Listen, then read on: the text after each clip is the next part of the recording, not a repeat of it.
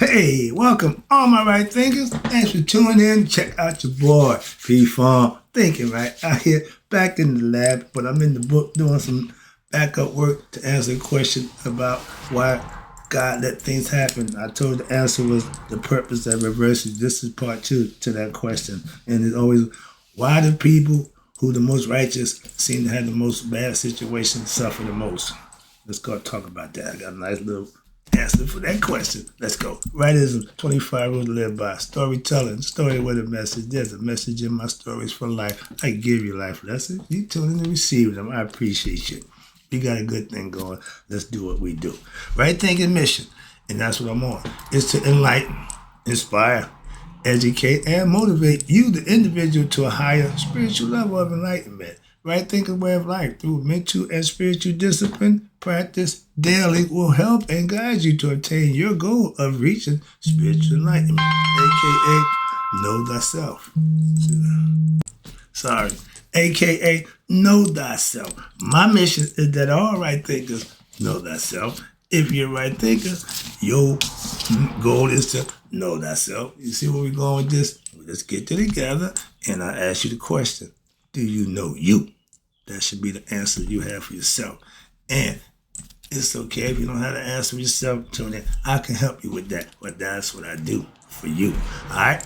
A person who knows not and knows not that they know not is foolish. Disregard them.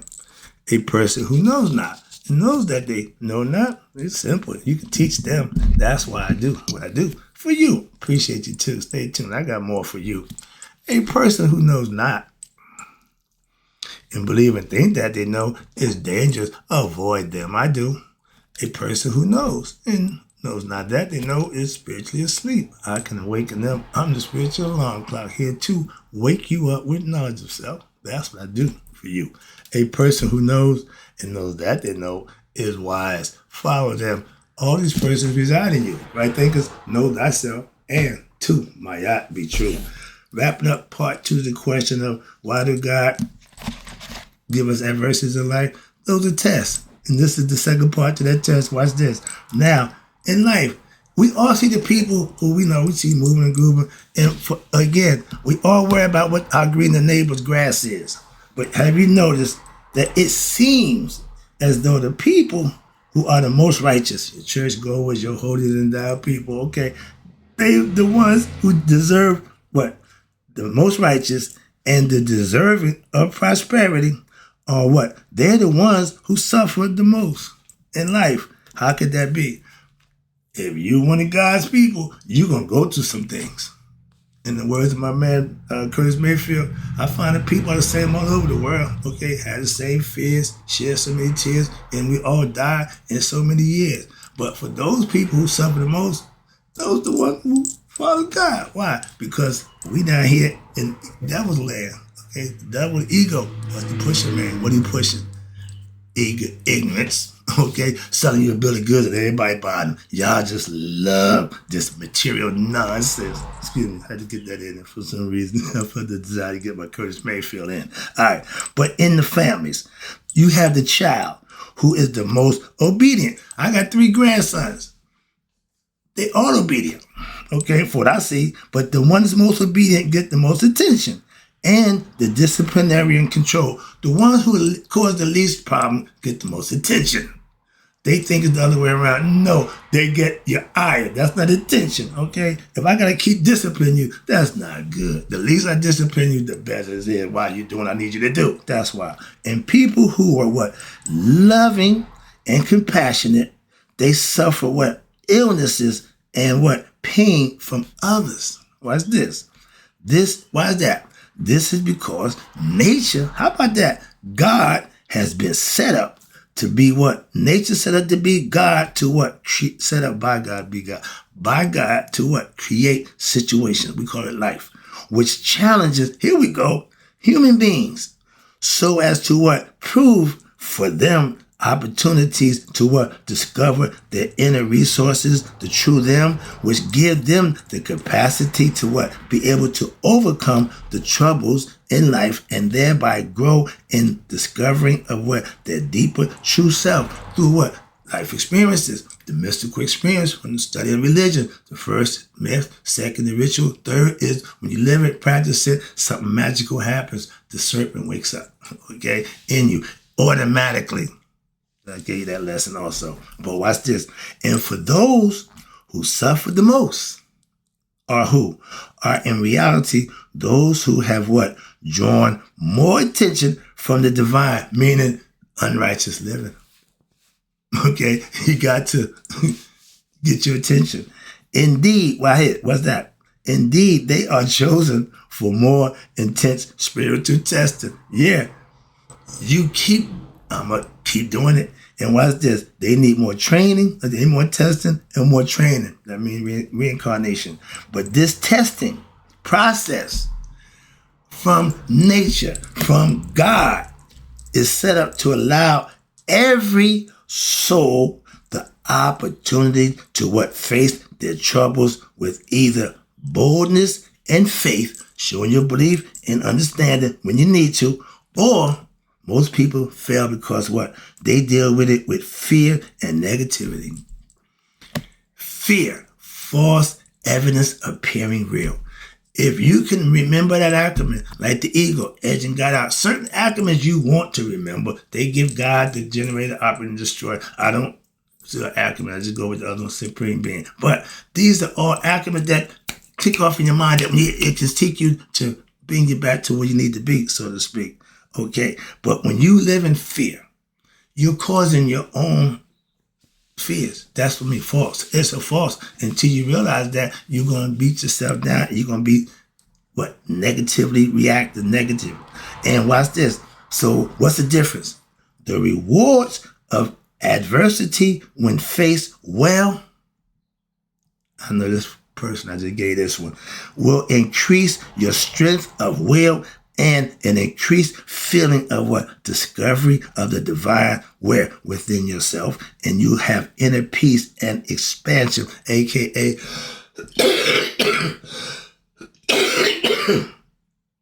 the term we call heaven, that state of mind, that bliss, that supreme peace, that being at comfort with yourself, being comfortable in the position, the situation you're in. That's blessings. If you feel like the world's coming down on you, everything, you want a pity party, you ain't serving the right person. You're serving yourself. You can't bless yourself. You can't raise yourself. You can't better yourself. Higher self could.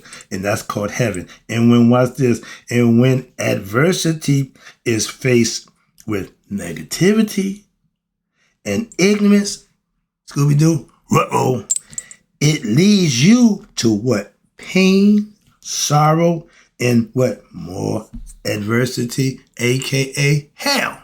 They just gave you 2 examples. It's how you deal with them. Again, you don't control the situation. You control how you handle the situation. That's the Stoic example. Don't worry about the situation. Worry about how you handle the situation. They're telling you the same thing, a different perspective. If you handle it positive, I had faith and I was strong in my faith. I stood strong. So when it manifests, I was so much better. I felt so good. But had I not done that, I'd have been negative, felt bad, and it probably wouldn't have happened. So I look at it from that aspect. So it's better to take it and understand it than to deal with it in the wrong way and get nothing. Moving on. Again, life experience. So therefore, adversity cannot be understood and successfully faced, negatively? With these qualities of your egoistic concept, you have anger, hatred, hard-heartedness, etc. Those are all emotions of negative. Okay, you're mad, you're upset, and you're going to exhibit those things on others. It's not a good look, okay? Because you had a situation, now everybody got to suffer because you don't know how to deal with your situation, okay? God does that for the reason. His people ride it out, understand it. Okay, I got you, God. Now, adversity can only be overcome. How? You ready? With wisdom.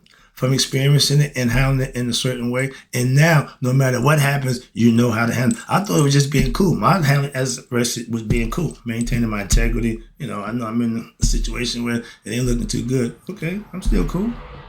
I'm still the man. A lot of people, they call it bitch up. If ain't no bitching me, I can't bitch up anything in me. So I never did that. I don't even know what that's about. So bitch made me and you was raised by your mom. Again, I got a man in me. I'm all man, 100%. Okay. And you overcome adverse situations with wisdom and virtue. Okay.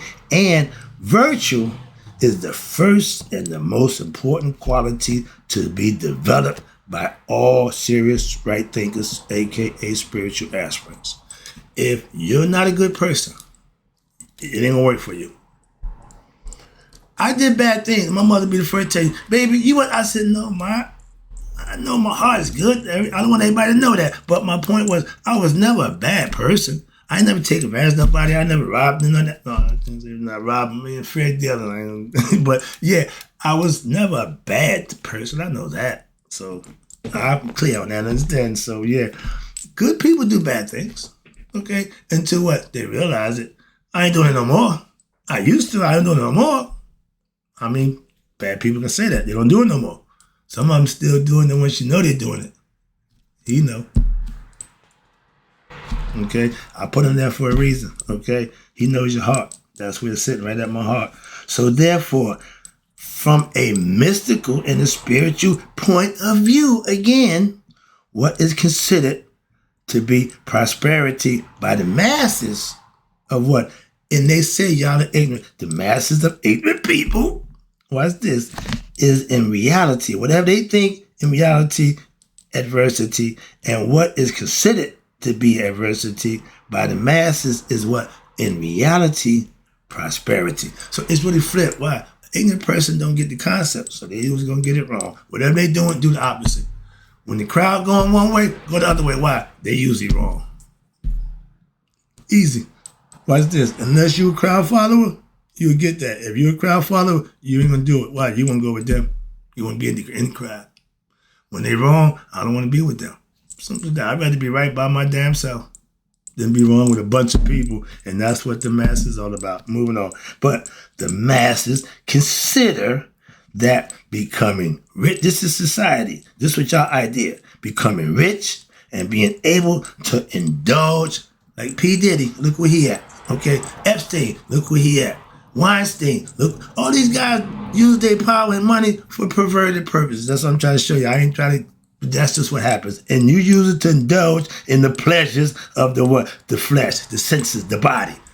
That's all it is. And when you got that kind of money, people will do pretty much anything. Through what? Food, drink, drugs, and can't forget sex. Everything that's pleasurable for man pretty much in the flesh is sex. Sex has got to be on the card. Why? All the other stuff, that's you want to have more sex, longer sex. They got pills now to what? Keep you, so you have more sex. Sex was the original reproduction purpose for man and woman. Did y'all know that? Oh, they ain't trying to hear that. Okay? Semen retention was a way of life for young men back in ancient time. Did you know that? Celibacy was comfortable for the females back in the day. Did you know that? So sex wasn't always the end or be all, and it still ain't, but y'all just still full steam ahead. Moving on. But now y'all got pleasure box. Again, just who that? Calm down, get out of here, get back. We deal with adversity. But when you're dealing with adversities in a negative way, it leads to all these things. And when you got money, this is all you're going to get for your money. Pleasures of the flesh. And watch this. Sex is the ultimate goal in that lifestyle. Again, if you just want to pay people for your pleasures, that's what the prostitutes are for. They got people who indulge in that. That's their profession. They do that professionally. But innocent people, you force them to die, they ain't cool. Moving on. That's what I'm saying. But when you got that kind of money, you can do what you want to people. That's what they believe. Yet, watch this. Yet, is there anyone who has discovered true abiding peace and contentment even with billions of dollars? None nuts. The richest man in the world, he ain't happy worth a damn. Hello? His son, 4-year-old, telling the president, you ain't the president, you need to get lost. A 4-year-old kid telling the president he ain't the president. Why? Because he thinks his father is. Again, environment, what you been around. And happiness ain't on their agenda. Power, and more power. And for them, money is power. And with more money, more sex, more pleasure. See, they all go together. But now, having the opportunity to indulge in all the pleasures of the senses, now that creates what? An opportunity for your mind to what? Become more dependent on what? On the worldly pleasures. They're not the spiritual, but the physical, the monetary. Watch this. This process intensifies it. It gaslights what? The egoistic feelings. It makes you feel good. Having somebody please you and do what you want, that just makes you feel good. It just gets you going. Okay, and watch this. So that process intensifies your egoistic feelings and it draws your soul, okay? Your soul, it draws away from achieving supreme peace, aka Hotep. Why? I'm almost home. I'm almost there. It takes you away from true peace. These things are manifested that you can deal with, but it ain't taking you where you really want to go. If that's where you want to go, you can't buy it. You don't go that way. Moving on. And watch this. Takes you away from the pleasures or the, inner peace within. There is increasing what? Mental agitation and worry over what? Gaining what is desired. You got to get yours. Time running out. I got to get mine. I'm old. That mentality right there, okay? And then watch this, your preoccupation with on how to hold on to it, not realizing that all must be left behind. You can't take none of your stuff you got with you. We know that from Tutankhamun. I had that lesson again. But watch this. So people who keep seeking worldly, you must leave all this behind at what? Time of death. Again, anyway. And if you thinking accumulating stuff gonna make you happy, we find out over and over it don't. But people keep on seeking worldly fame, fortune, and glory in the process and never ever discover true happiness. It ain't nothing changed. It ain't never changed. Watch this. And peace. Those are two things that we live for. And no matter how much money you get, how famous you are, if you ain't happy within, that can't buy it. You figure that out yet? That's what they all look. No matter what they got, they're looking for something else. That next high, that next big thing, something exciting. If you had God, you don't need none of that. Moving on, they don't want that. They want you to keep chasing. That's why the devil keeps you here, chasing stuff that keeps you here. Moving on. They have duped themselves into what? Believing. When you can control somebody's belief, you got them controlled. Belief system, religion. Moving on. That material wealth, there you go, brings happiness. Why? Because the greedy corporations instigate that. And the social media and the popular culture reinforces the same message. But in reality, it is a philosophy, you ready? Of ignorance based on lack of reflection of self and spiritual insight, meditating on things. So adversity is a call for what? To wake up from what? This illusion of pain and sorrow. And those who are experiencing what? The worst conditions are receiving what?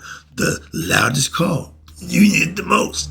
That's why I'm talking to you. So therefore, adversity is in reality prosperity. Why? Because it stimulates your mind through either suffering, so that what? It may look for a higher vision of life and discover the abode of their true happiness, which lies within, and peace and contentment that transcends all your worldly possessions. You can't buy what that you got. You can't buy happiness and contentment. This, wrapping it up, this exalted vision and understanding of oneself, of life, is the innate potential of every human being. That's free will. That's the total definition of free will. You had the right to do just that. And you also had the right not to. That's free will. Again, anybody make you do that? Nope. Your choice. Again, what is necessary is what? Your personal total dedication and perseverance to seek what? Your higher understanding of oneself, which is to reach the divine in nature of creation and the divine nature of the innermost what? Heart, the thing in your chest. Your inner higher self. God dwells here. Your higher self, and that has the power to absorb what? And even redeem all negativity. This is your highest goal of all human beings, spiritual beings, having human experience. This is your purpose of the human experience, and the most difficult one as well. It ain't easy to do. Perfect example. Starting point, ending point. Moving on. However, as you gain greater understanding through recycled over and over again, starting to get closer to figure it out, understanding what? The greater will to act with what? Righteousness and virtue, so that now your inner vision of the divine will only increase, and by doing so, draw you closer and closer to what? Your higher self. That's my goal, to do just that. I'm wrapping it up right here, taking it home. And this is the goal for Right Thinking Philosophy and the glory of righteousness and virtue. And it has power to what? Vanquish your ignorance and eradicate the vices from your inner heart. Makaru, be true of heart, be sincere to what? To God, and he recognizes that. Everything else don't matter. That's what adversity is all about, for him to find out what you're really about. Your true colors will shine every time, okay? Hope you enjoyed the lesson. Make sure every day is a test. Are you passing? If you're blessed on a daily basis, you're passing your adversity test every day. If you're not, get busy. Why? You ain't working hard enough. Hope you enjoyed the lesson. In closing, right thinkers, may y'all live to be 100. Me 100 miles a day. So I know none of my right thinkers who now understand adversity have passed away.